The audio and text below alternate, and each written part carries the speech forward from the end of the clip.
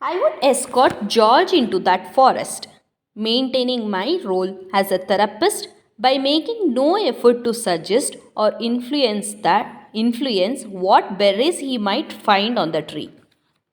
By keeping my voice calm and soothing to ensure his comfort and relaxation, by asking only those questions that would allow him to further describe what he was seeing, by showing no surprise, by making no moral judgments, by giving no interpretation, but instructing him in selected instances.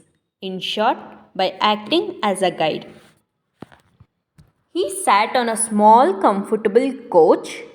I faced him from my chair. Relax, I said. Close your eyes, and we began. Neither of us knew what he would find. I am an innkeeper, he said, a German innkeeper. I am lying on a bed in a room upstairs, our bedroom. It's the Middle Ages. I am an old man, over 70, and very weak. Though I was strong. I can see myself clearly. I am unkempt. My clothes are soiled. I am sick. My once powerful arms are thin now. My back muscle, with which I could lift boulders, have atrophied. I have barely enough strength to sit up. He looked at me from a distance of 7 centuries and bowed his head. I have no heart. His family surrounded him.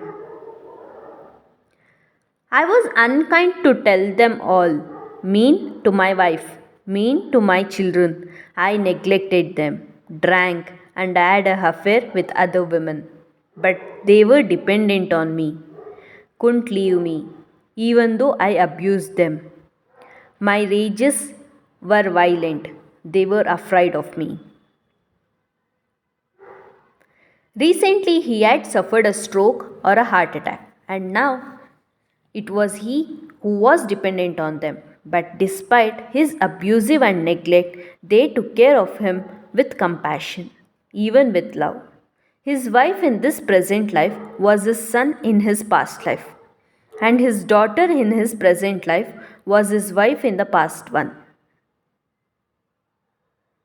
Such permutations are common. Those who are important in present life were important in past ones and remain with us. His family tended to him tirelessly and without complaint, for he was too sick to do anything for himself.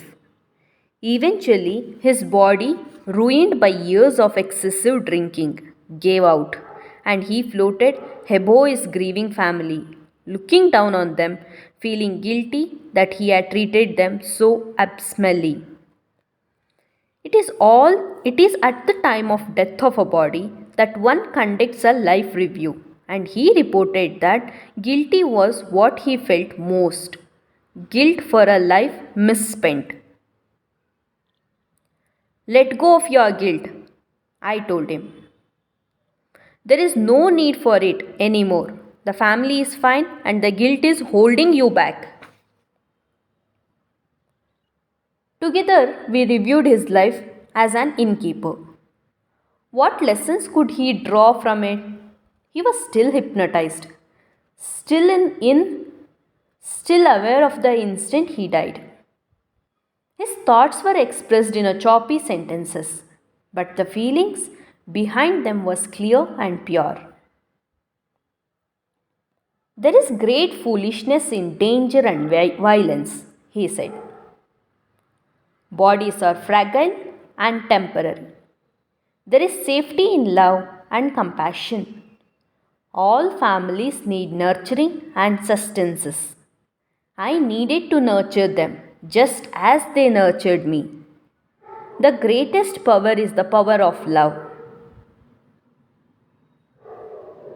All this he reported with the force of revelation. When he finished, he seemed exhausted.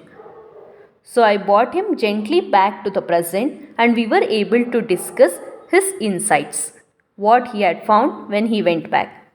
He left feeling dazed.